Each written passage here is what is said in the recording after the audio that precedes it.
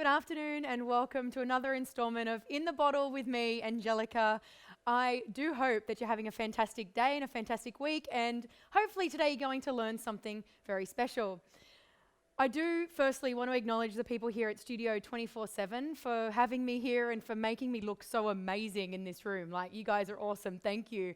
And also, today is International Sauvignon Blanc Day. So, even though today we are going to focus on rosés, I had to bring out at least one Sauvignon Blanc just so we can acknowledge the International Sauvignon Blanc Day today. So, there is a lot today, guys. There is a lot. Just a little bit of housekeeping. The team here are going to be checking all the comments and all the questions. So if you have any questions as I'm speaking today, please feel free to comment on the post. We are live just through Facebook today. So if there are friends and family that are looking for the Zoom call, I'm sorry, there is not one today. So we're going to go live just through Facebook. I don't know, it just seems a little bit more easy for everyone.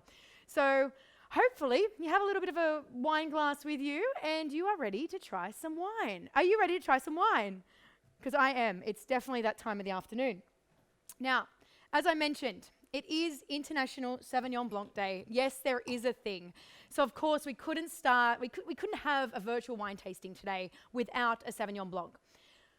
To be honest, everyone who knows me knows that I'm not a massive fan of Sauvignon Blanc. And that's why it took us so long to find a brand at Direct Wine Cellars that we wanted to import. And the reason we fell in love with Tohu, or Kuno as well, we have both brands on the website, is because they started in 1988, but they've already had so much success in such a short time. The thing with Tohu is that it's actually the only Maori-owned winery left in New Zealand, which is unbelievable, right? They have single vineyard wines. All of the Tohu are single vineyard. This particular wine, or they're mainly from the Awatere Valley, but yes, they've had so much success. So by 2010, they already had all these trophies and awards. By 2017, the single vineyard Sauvignon Blanc was named, Air New Zealand's top fine wines of New Zealand, which is basically a compilation of the country's most prestigious wines.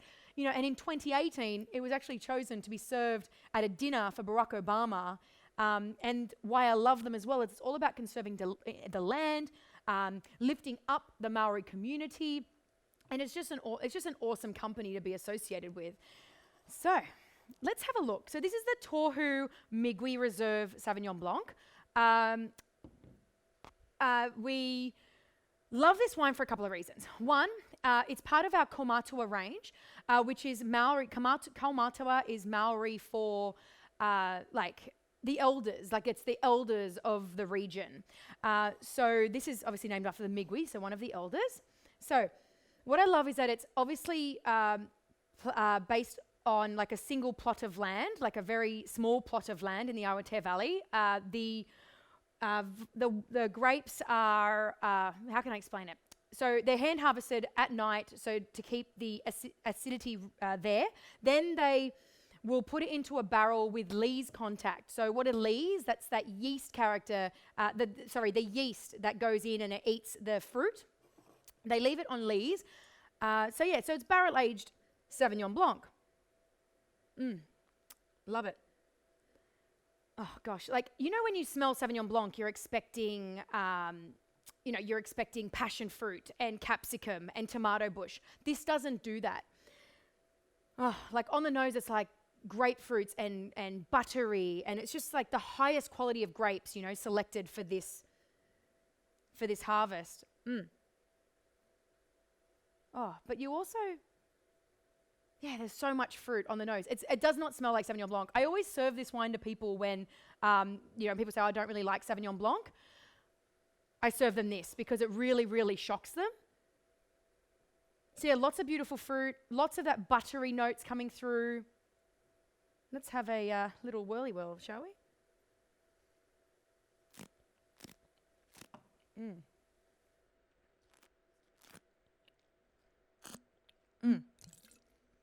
Oh, wow.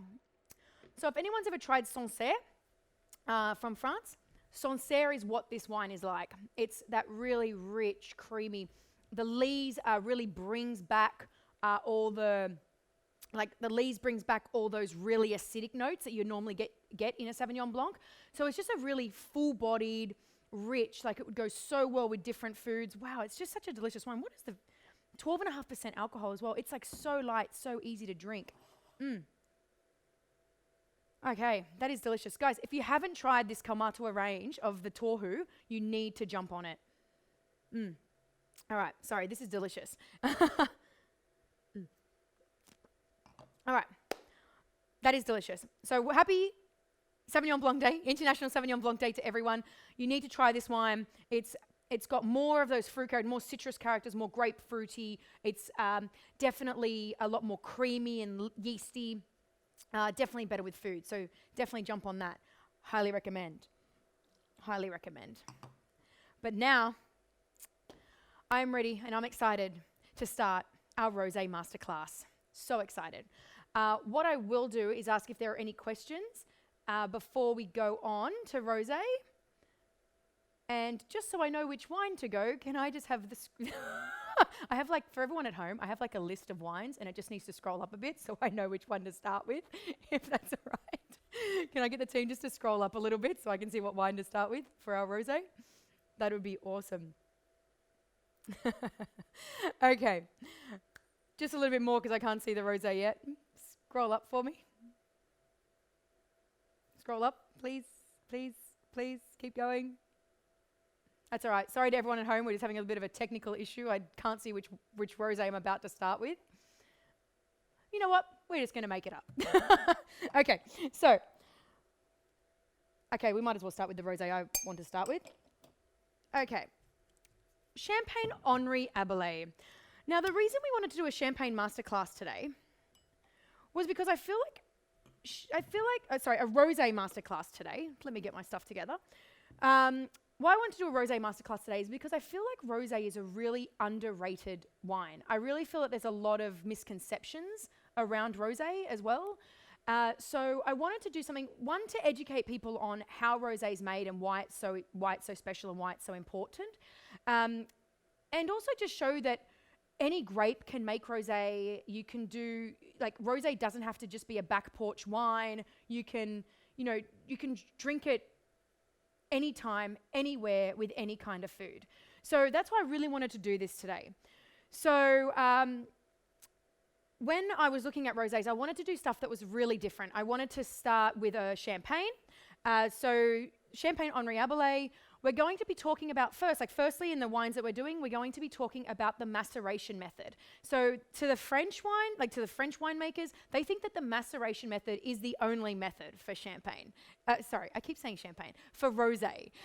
So what is the maceration method? So basically, they get the red wines, they get the red grapes, they will start fermenting it in a tank. They start fermenting in a tank, and then when the skin has stayed on for the amount of time that the winemaker wants, they'll then just take the skins away. So maceration is basically that the red wines are just sitting in the juice, the red grapes are sitting in the juice until the winemaker's happy with the color, and boom, they take all the skins away. So that's the maceration method, right? So that's the one we're going to start with when we're going through this. So we're going to talk about Champagne Henri Abelais first. We're going to hit the rosé simply because I feel that rosé champagne is very underrated. And I don't know if it's because people feel that rosé is a cheap thing when they're not, yeah? That's the other thing I'm going to teach you today. Rosés can be priced from your $4 a bottle all the way up to $50, $60, $100 a bottle. And I feel like with champagne, people go, oh, it's rosé, it's going to be sweet, or it's going to, it's not as hard to make it, or something like that.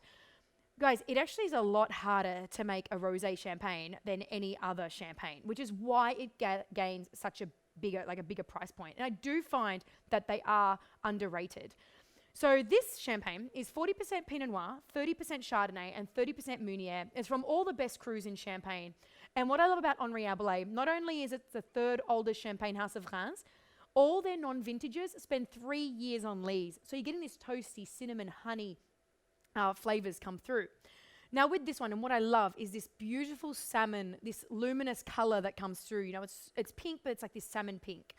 And the other thing is that because you're using red wine, it has a lot more body than traditional brutes. So having kind of an authoritative like Pinot flavor, you're getting these nuances of, cherries and, chalky minerality that comes through. So it's absolutely just elegant, and you can have it with a lot of food, strawberries, and it works with food, which is why I absolutely love and admire rosé champagne. But I've spoken enough about it. Let's have a taste. So yes, as I said, lots of strawberry, definitely strawberry. Wow. Okay.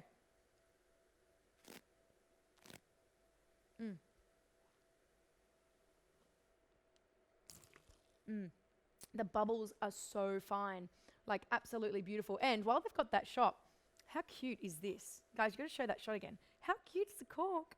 The cap, isn't it gorgeous?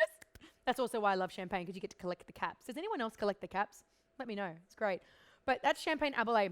I highly recommend it. It's just, to me, it's the superstar in the Abelais range. And we don't sell a lot of it because people are just really scared of rosé champagne, and I'm not too sure why. That's okay. Hopefully we can change your mind about that today. Okay, so that's our champagne. Delicious. Now, I think we also, as Australians, we get caught up on French rosé. But guys, there's a whole world out there of rosé. And what we're going to do now is look at the Tua Rosa by Sensi. So Sensi, one of our biggest brands. A lot of you on the line have probably tried the Sensi. It's probably the biggest selling thing that we do. Now, this is something that's brand new, and he wanted to, I guess, compete with those Provence rosés, and I guess compete with the mindset out there that Provence is the only rosé that you should be drinking. So this comes from sandy soils, very similar to the Provence region. It's got a little bit of light pressing, and it's aged in steel. This is made from Sangiovese and a little bit of Canaiolo. Can anyone tell me what Canaiolo is normally used in? 10 points if you can. You can just let the team know if you remember. So Sangiovese Canaiolo, what does it normally make? Now, just like Provence, we are getting this blush pink, right? Oh gosh, but the aroma, it just pops. It's fruity and it's flowery. You've got those beautiful cherry notes, grapefruit again. This grapefruit character definitely comes out, this rose. But lots of citrus, peaches. It's actually really does anyone notice sometimes as well when we're having rosé, we chill them too much. Don't chill a rosé too much. We want them at like 14, 15 degrees so that you can actually smell them. Because when you smell a rosé, sometimes if it's too cold, nothing comes out. Like it's just very close. Whereas this, because it's actually sitting at room temperature, the aroma is really alluring. It's so beautiful, super fruity. Yum, yum, yum. Okay, let's see if the palate translates.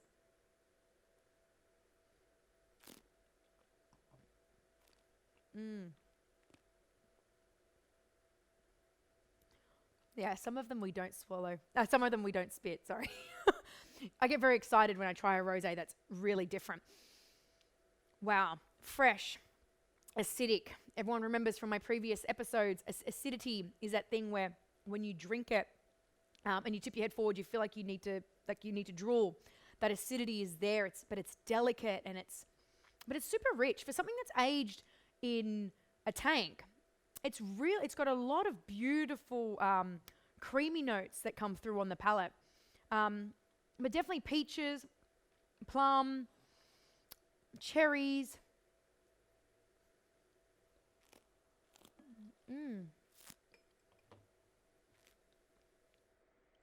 Yum. But also like black currants. Like a really dark, sweet, soury fruit comes through as well. That's yummy. So if you haven't tried that, that's something a little bit different. So, and the other thing about a Sangiovese rosé is, yes, you can have it on the back porch, but why not have it with a cheese plate or have it with a meal like a piece, a pizza or a chicken dish? Try rosé with things that aren't just back porches. Because I'm a sucker for a back porch wine, right?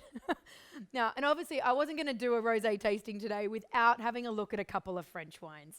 So we're going to have a little bit of a French masterclass, I guess. We're going to do 2 French wines. We're going to start with the Trinity.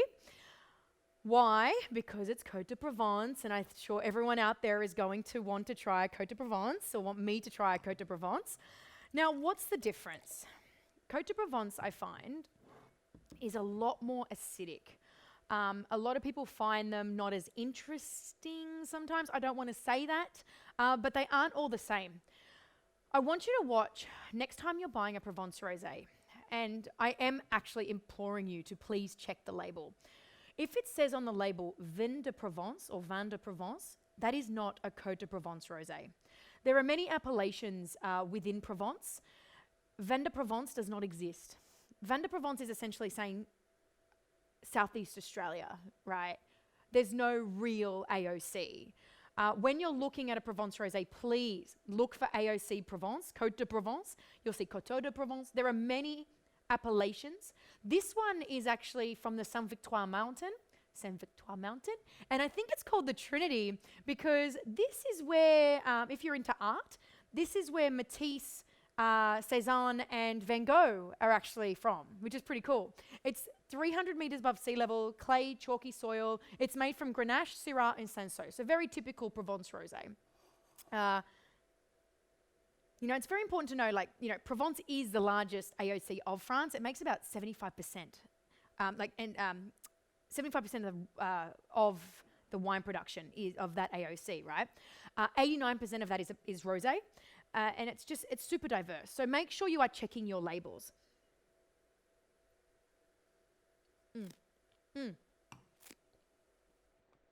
Sorry, I forgot to tell you what it smelled like. Sorry, I can't help it. So, sorry, you say Provence Rosé. I'm getting all into it. I can't help it. So, on the nose, wow, we're doing really well today, aren't we? On the nose, white peach and oranges, definitely so much oranges and roses. But white roses, not the red roses. They're not red roses. But it's very, very typical of Provence Rosé. Ah, yes, it's wonderful. Now, on the palate.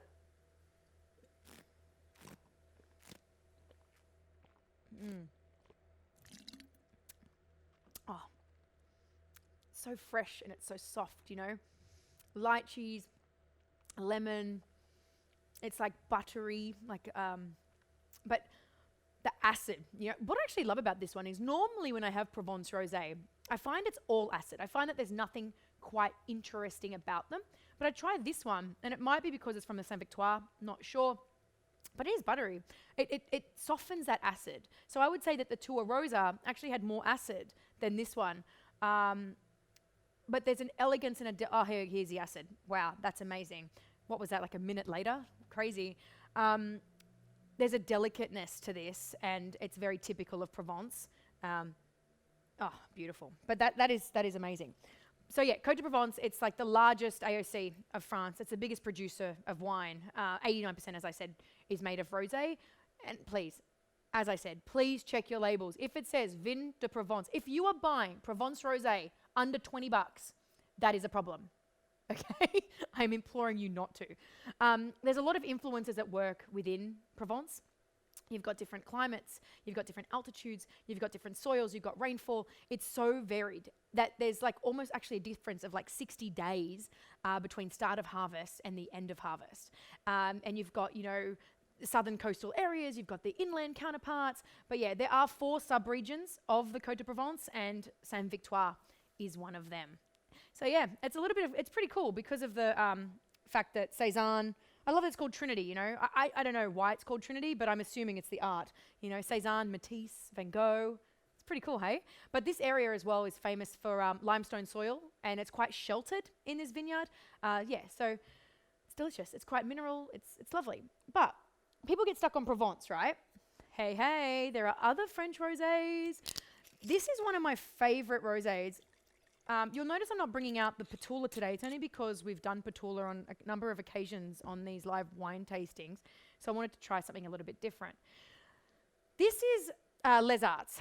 This is really cool. It's named after this massive arts festival that happens in Roussillon every year. So I don't know if anyone knows Roussillon, but I love the label. When they sort of close in on it, you'll understand why. Because I feel like it really identifies the region. Roussillon, for instance, is famous for the red soil. So it's got that on there. It's right next to the sea. You've got the mountains. It's beautiful. It is within the Luberon mountain. So it's got this clay, marly soil in terms of where the wine's grown. But yeah, so there's this big arts festival. The artists were like, well, why don't we have this? Why don't we have, we're in the biggest area for rosé. Why don't we have our own rosé? So an artist made the label and Maranon made the wine. Absolutely love it. And for those that don't know, Luberon is actually in the heart of Provence. If you look at Provence like a region, Luberon's right in the heart of it. So even though it can't be called Provence Rosé, it's still very similar to what you're expecting. But this is 100% Grenache. So I find it more complex. This is my barbecue wine. This is my Sunday barbecue wine. Great with grilled meat. And just on the nose, straight away, boom, red berries, citrus, and almost a herbaceous note. And I'm pretty sure, and it's just this black currants, it's definitely Grenache, it's Grenache. Oh, wow. Yeah, it's great. You have to try this. This is your cheap and cheerful. So you've got your Trinity, which sits at $30 a bottle, which is where Côte de Provence should sit, by the way. Then you have your Les Arts, which is your $15, cheap and cheerful wine, your everyday, but great with food. Okay, let's have a taste.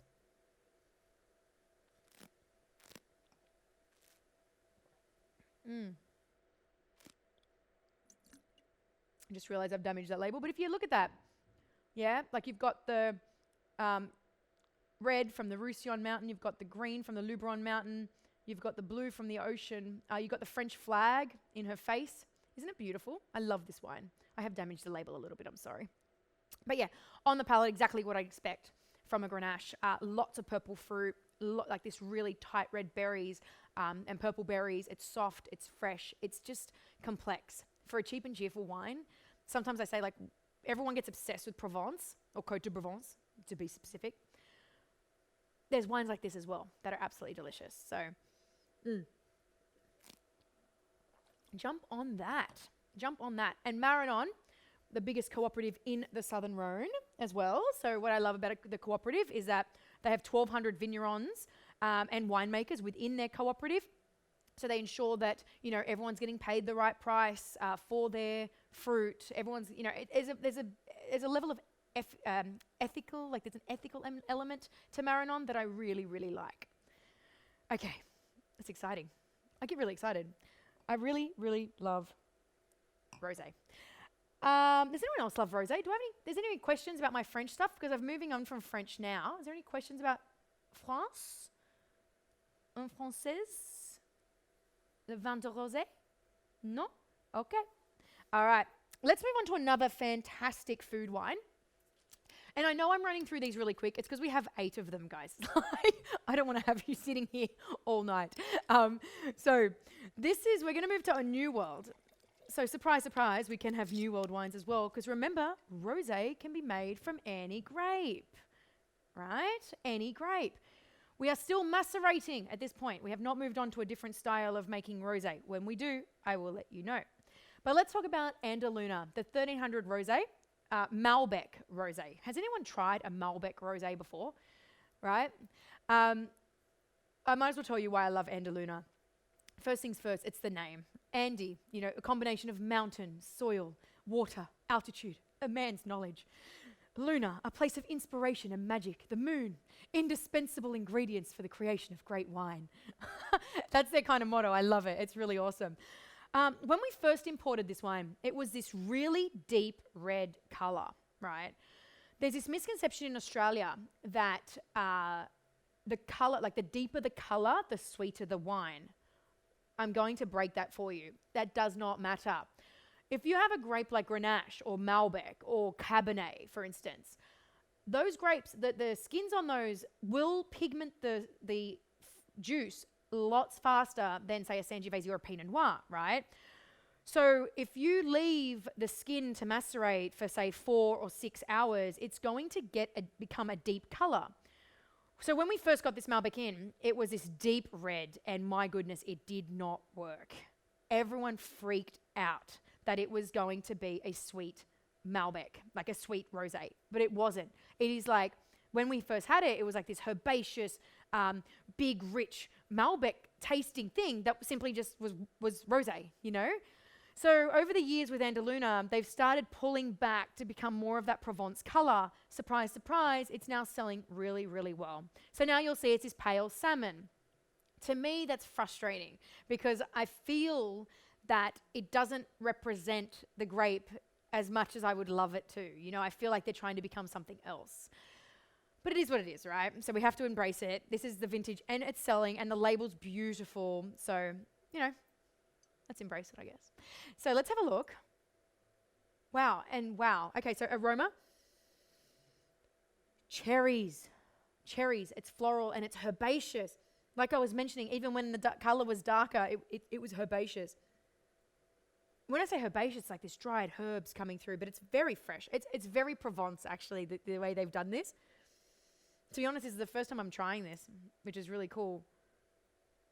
That's the other reason why I love doing these tastings, because I get to try the wine with you, because we import so much wine. I don't always get an opportunity to try them. But yeah, I'm just getting cherries, like so much cherry. And black fruit as well. But there's something else like you notice I close my eyes because I can't concentrate on two things at once. Maybe it's just how much wine I've consumed already.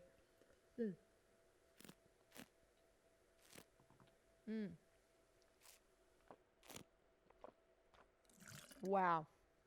Wow. Wow. It is silky and it's fresh. Oh, and it's like, do you know strawberries and cream lollies? Strawberries and cream lollies. Absolutely yummy. It's not sweet. Fruit sweet, yes. So we have to get past this like fruit sweet and sugar sweet. This is not sugar sweet. It is bone dry. It is acidic. Makes my mouth water. But it is fruity. It is strawberries and cream, like cherries and cream. It is delicious. The other thing about this is that I would be having it with food. I would be having it with grilled meat, with chicken, with ceviche, sashimi, all the things. That's delicious. And it's like $20 a bottle, $25 a bottle. Like ridiculous value for money.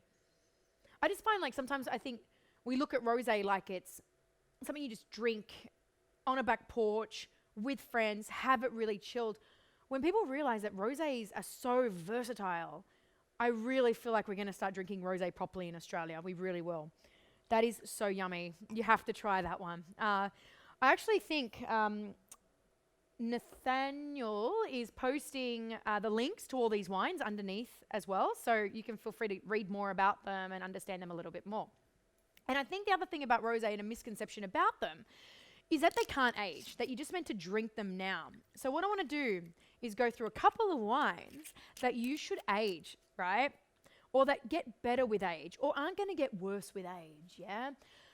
Now, we've spoken about maceration methods. So the maceration method, the grapes go in, they let the skin macerate on the juice for a while, and then they take the skin away. Yeah, that's the maceration method. That's kind of the method the French have adopted and believe it's the only way, and most people will do that. But there is another method. It's called the Saunier method, the Sanier method.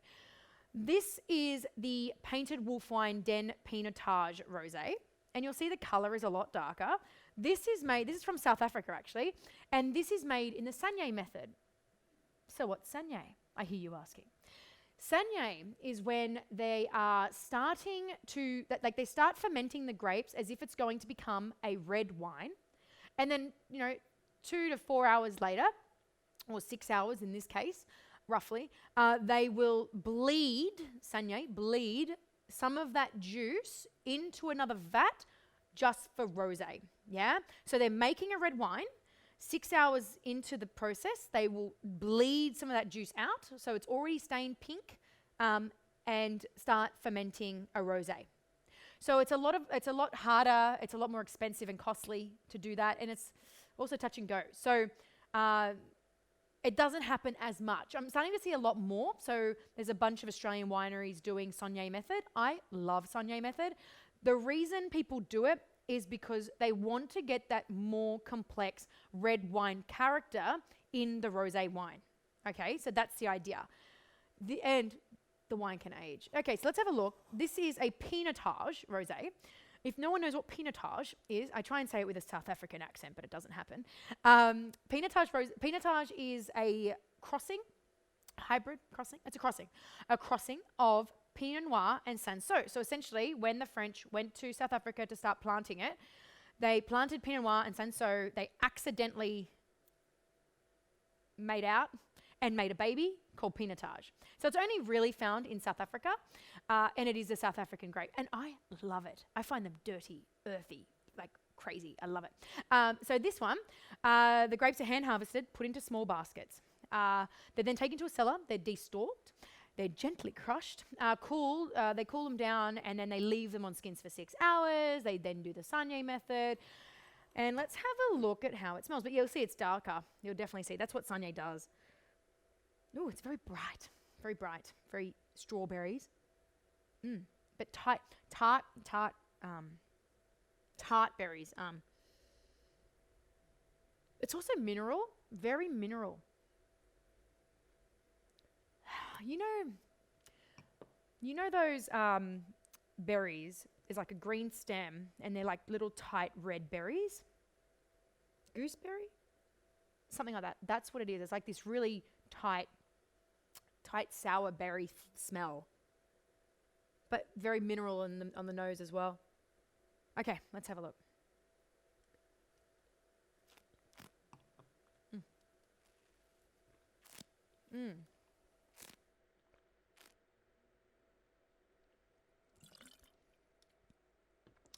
Wow, it's massive.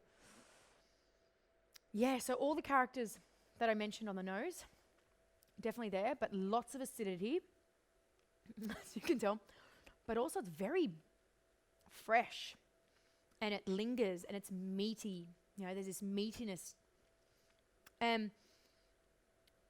Wow, this is a wine that will age so well. It'll age beautifully. What is this vintage? 2018. Wow, yeah. I highly recommend it. But see, that's what I'm trying to say. Like, rosé can come in any grape. Yeah, it's all about the process of rosé, and it's such a difficult process. I've talked about macerating them, where there is so much room for error. If you're an hour behind on taking away those skins, you get the wrong color. Yeah, or you get the wrong flavors coming through on the rosé. So that's what I mean when there's a misconception about rosé. I feel that people are like, rosé is like a cheap, easy drinking wine. No, it takes a lot of effort to make rosé. Really interesting. So you also get this beautiful greenness, not green, but like herbiness come through. It's very bright, lots of strawberries, lots of cranberries, very tart acidity, great with food. I feel like someone really needs to bring me a steak. No, I'm not going to get a steak. Maybe we should have like a cooking show next to me next time. That'd be fun. All right. Can you believe it? We've come to the last one. The last rosé for today. Because I have plenty of rosés. If you have checked out the website, you can tell there's two things I love, rosé and champagne, and it's full. This is a true delight for me to present. This is a Maranon Oris. For people who don't know, one of my favorite wines in our portfolio is the Maranon Petula. And I find that Petula, it's from the Luberon region, like the Les Arts. It's from the Luberon region, and it's just got so much complexity. And for me, it's just a little bit more interesting. Yeah. What Oris is like the big sister of Petula. So it's 100% Syrah. It's from limestone stony soils.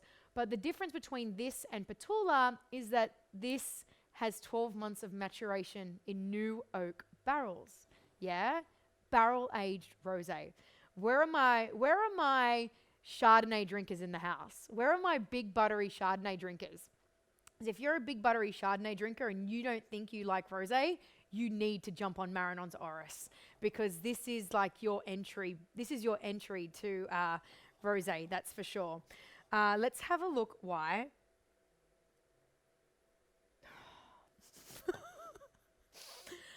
On the nose, it's like dried fruit, vanilla, nuts, like almonds and icing, like it's like almond marzipan. It's like the icing, but it's apricots. Oh, wow.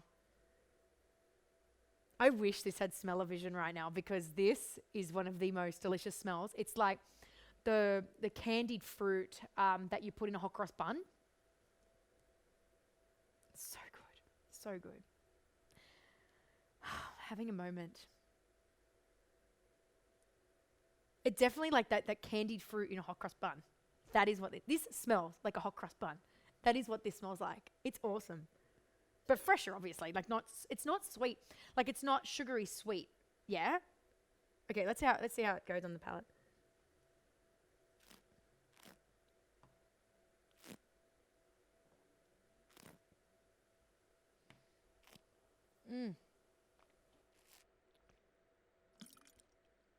Wow. It is rich. And it's vanilla. And it's got beautiful creamy acidity. I need some food. This is amazing, and definitely something that you can age. It's what the French would call a gastronomic rosé. It's super complex. It tastes like a Chardonnay. It tastes like a big buttery Chardonnay. It is delicious. It's definitely a restaurant quality wine. It's not something that you just open for the back porch. This is definitely something that needs to be brought out for a dinner party. Oh. The acidity is amazing. And the finish, I can still taste that. For the time that I've been talking, I can still taste it. That vanilla, that oak that's coming through. But it's just apricots, and that dried fruit. Like, it just explodes. If you aren't a fan of rosé and you love your Chardonnays or you love your big reds, you need to try this wine. I implore you to get a bottle of this wine and put it in your cellar for like 3 more years to see how it develops. It's really special. And as I said, it's a gastronomic rosé. Make yourself a dinner and definitely invite people over, because that is something really, really special. So, wow. That is done in the maceration method. The difference with that compared to, let's have a look at our French. We'll bring them all together, shall we? The difference between all of these three, obviously, is the regions. The wine process, they're all done maceration. The grapes that go into them, all grapes can go, all red grapes can make rosé. It's very important to understand that. It's just all about the winemaker and what he wants to do with it. Super buttery, big, oaky. Trinity, more of that fresh acidity. And then the Les Arts Gris de Grenache, more full-bodied, easy drinking, back porch, but, with a bit of food as well. There is one more one more process of making rosé. And unfortunately, I don't have a wine to show you in terms of that, but it is the blending method. And it doesn't happen very often, to be honest. Blending is literally, years ago, I asked for a glass of rosé. My friend went to the bar and said, "Hi, can I get a glass of red and a glass of white?" To blend into a rosé. No, that is not how you make rosé. But that, I think there's a school of thought that thinks that that's how rosé is made, that it's just a blend of red and white. The staff here are laughing at me, but it's true. But guess what? You can actually make rosé by blending. Runart's Champagne's rosé, is a perfect example, where they make a white wine and then just pour a little bit of red. There's a lot of champagne houses that do this, actually, but Runart's the only one I can really think of right now. They blend it by actually adding a little bit of red wine. So that does happen. But when I say a little bit, I mean the tiniest drop, because it's so quick, because a red wine's going to blush a white very, very quickly. So that's the third way of making rosé. So I do hope you've learnt a little bit today. We are at time. I want to know if anyone has any questions. Has anyone tried these wines? What are you drinking at home? That's what I want to know in the last couple of minutes, because I'm here to answer any questions while we are live, and the team here will let me know if there are any. I do hope you've enjoyed this, and I do hope you've learned something. And if you have any suggestions on what you would like me to present on next week, please let me know as well. because it's very important. The last thing I'll say to you is that right now at Direct Wine Cellars, we are having our Mayhem sale. It's the 1st of May, Mayhem. So 20% off. If you wanted to try any of these wines, they are 20% off right now. We also have a rosé pack, like a pack, where it's a tasting pack essentially. So you can get a bottle of each of these rosés sent to your home and you can try them in your own home. And then watch this video back and see if I know what I'm talking about, because I do question it sometimes, especially in the heat of the moment. All right, we've got some questions coming through. Oh, awesome. Thank you, Heidi. I'm glad you're drinking our Prosecco. It's a shame you're not drinking our champagne, the one that I've had. Anyone have any questions? Or what are you drinking? Gosh, I hope I haven't dulled you all out today. I hope you don't mind. I'm going to just have a little sip of my champagne again while I'm looking at your questions. Oh my gosh, that's so delicious. You really need to try this.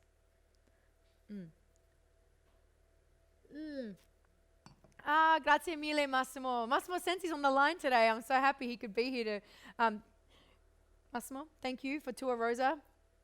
Absolutely love this wine. So thank you for joining us on that one today. And if we do not have any other questions, shocked, horror, no questions today? I must have upset everyone. But that's fine. If we don't have any other questions, I will let you guys go. Thank you so much for joining me. And again, thank you so much for the team here at AV 24/7 or Studio 24/7 as it is today for allowing me to use their space. And until next week, 4 p.m., tell your friends to come and join us where we can go into the bottle with me next week. Cheers, guys.